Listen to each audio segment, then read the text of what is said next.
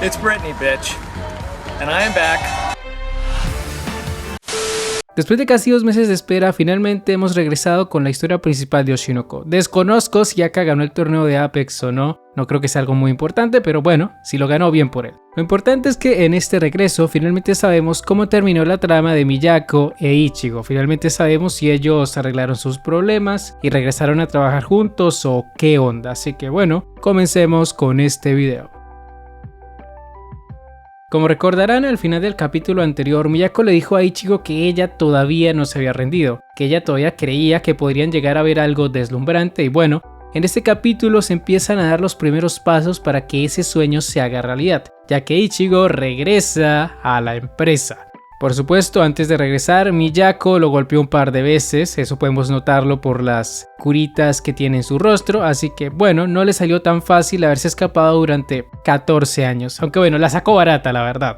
Si consideramos todo por lo que tuvo que pasar Miyako, ella debió haberlo dejado en el hospital, sinceramente. Así que bueno, Ichigo, tuviste mucha suerte de que solo te pongan a lavar baños. Porque sí, aunque haya regresado como presidente de Ichigo Pro, también tiene que ejercer labores de conserje. Y eso está bien, que aprenda un poco a limpiar, ya que nunca estuvo para cuidar a Aqua y a Ruby cuando eran pequeños. Pero en fin. ¿Qué más sucede en este capítulo? Bueno, Miyako le explica a los demás empleados esta nueva reestructuración en la empresa, les explica que de ahora en adelante ella solo se va a hacer cargo de Aqua y de Ruby, mientras que Ichigo tomará su antiguo puesto. Volverá a ser el presidente de la empresa y obviamente eso significa que de ahora en adelante quien maneja los negocios es Ichigo. Él será el encargado de conseguirle trabajo tanto a Ruby como a Aqua, como a las demás chicas de Bikomachi, entre muchas otras funciones de ese cargo. Básicamente Miyako se quitó ese peso de encima, ya no tiene que estresarse por pensar qué trabajos aceptar y cuáles no, que de hecho Ichigo le explica mucho sobre este tema, sobre que si bien ella pudo manejar la empresa de una forma espectacular, tiene que tener más calma a la hora de saber qué proyectos o qué trabajos aceptar para Ruby, porque es cierto, Ruby estaba demasiado agobiada por toda la carga laboral que tenía y la verdad es que no era necesario someterla a tanto trabajo. Es verdad que Ruby estaba en su boom, por decirlo de alguna manera. Ella estaba en ese momento de su carrera en donde era muy popular y había que aprovecharlo, pero Miyako estaba aceptando casi que cualquier cosa que le ofrecieran a Ruby y la verdad es que no era necesario. Ichigo le explica todo esto, le dice que solo acepte trabajos que de verdad beneficien a Ruby y que es importante que ella tenga sus momentos para descansar. El regreso de Ichigo es algo que le beneficia a todo el mundo. Literalmente le quitó una carga encima a Miyako y también a Ruby, porque la pobre Ruby ya está a punto de destruirse a sí misma con tanto trabajo, con tantas dudas existenciales, con tantas preocupaciones. Entonces es bueno que ella tenga este descanso, que tenga alguien que le maneje un poco mejor los horarios. Y aquí hay una parte muy importante a destacar y como siempre tiene que ver con el norteñismo, con ese amor medio extraño que tiene Ruby hacia su hermano. Cuando Ruby se encuentra de nuevo con Ichigo, cuando lo ve trabajando como presidente de la empresa, ella se alegra de que haya arreglado las cosas con Miyako, se alegra de que haya regresado al negocio y todo eso, pero Ichigo le responde que no es así. Lo que sucedió en realidad es que le tendieron una trampa, o mejor dicho, Aqua le tendió una trampa. Porque sí, amigos, la razón por la cual Ichigo y Miyako se encontraron fue algo que Aqua había planeado. De hecho, Aqua le presentó a Ichigo ese bar en su momento, es decir, no es que Ichigo fuera un cliente habitual de ese lugar, no es que él llevara años asistiendo allí y fuera una simple casualidad que se encontrara con Miyako. No, todo esto lo planeó el desgraciado de Aqua. El tipo es el Aizen de esta historia, planeó todo desde el principio y bueno, las cosas sucedieron como tenían que suceder. Ichigo se encontró con Miyako, esta lo golpeó, se reconciliaron y bueno, aquí estamos, con la familia reunida de nuevo, más o menos.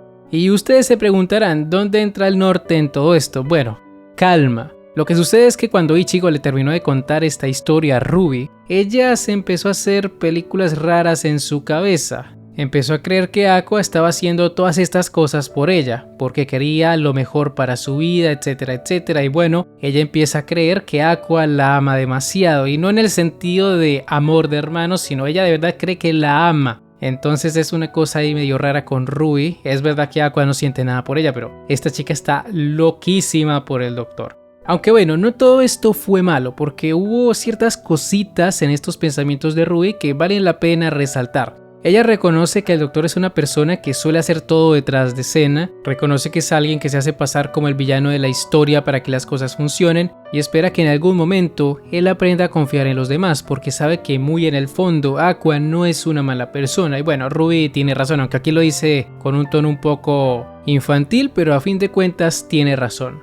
Aqua es alguien que se está obligando a hacer cosas malas por el bien de su objetivo final, que es acabar con Kamiki.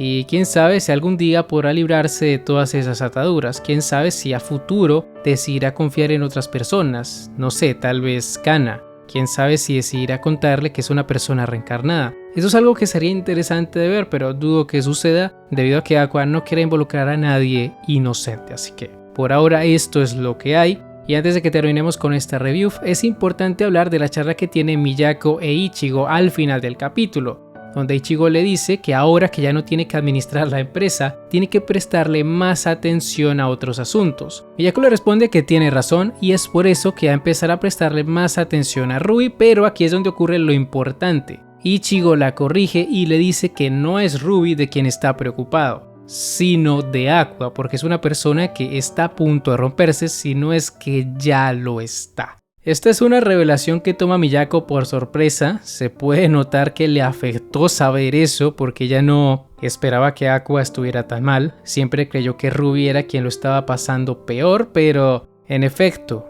Ichigo tiene razón. Aqua es quien está más roto en la actualidad y me parece un poco edgy el panel con el que finaliza la historia porque nos muestran a Aqua así todo melancólico, en un muelle, mirando hacia el horizonte, escuchando música mientras hay unos cuervos de fondo. Super edgy esa escena, no te voy a mentir, Edgy no Ko lo hizo de nuevo. Y la verdad es que me gustaría saber qué onda con todo esto de la niña cuervo, porque claramente Aqua se encuentra en ese muelle para verse con esta niña. Siempre se reúnen en el muelle, así que no me extrañaría que esos cuervos que vemos al final están allí porque la niña cuervo acabó de aparecer ser el protagonista. Y aquí es donde entran mis dudas. ¿Cuál es la función de la niña cuervo? Porque la niña cuervo no es que ayude a Aqua cuando lo necesite. De hecho, creo que nunca lo ha ayudado, solo se le aparece para sacarlo de sus cabales, para decirle que cosas horribles van a ocurrir o algo similar, así que lo más probable es que en el siguiente capítulo iniciemos con una charla entre estos dos personajes, charla en donde la niña cuervo le va a decir que tomó la peor decisión al haber priorizado la seguridad de su hermana antes que la venganza. Es lo más probable, lo veo venir, y mi pregunta es, ¿para qué? ¿Qué sentido tiene que le diga eso a Aqua? Él ya es consciente de su situación, él ya sabe que es una persona débil que no está hecha para la venganza y lo último que necesita es que una niña mística le diga lo que él ya sabe, así que espero de corazón que la charla que vayan a tener estos dos personajes realmente sea importante y no simplemente sea un resumen de lo que ya hemos visto.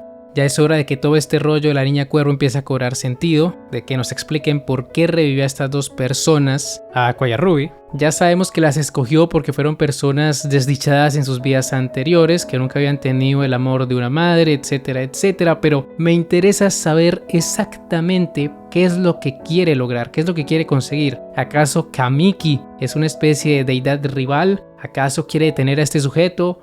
Ya es hora de que nos expliquen todo esto. Ya casi se va a terminar la hora, probablemente le queden solo 2 arcos, así que ¿por qué no empezar a trabajar esta partecita, no? Empezar a arreglar lo que vendría siendo la parte mítica, la parte mágica de la historia, como para que tengamos una mejor idea de qué esperar con Oshinoko. Es lo que me gustaría ver a mí, pero probablemente no suceda. Probablemente en el siguiente capítulo la niña cuervo solo se burle de Aqua y ya está. Pero en fin, chicos. Con esto ya llegaríamos al final de este video. Si les ha gustado, no olviden dejar un buen like, suscribirse, síganme en mis redes sociales que están en la descripción. Y dicho eso, ahora sí, me despido. Hasta la próxima. El Psy Kongru.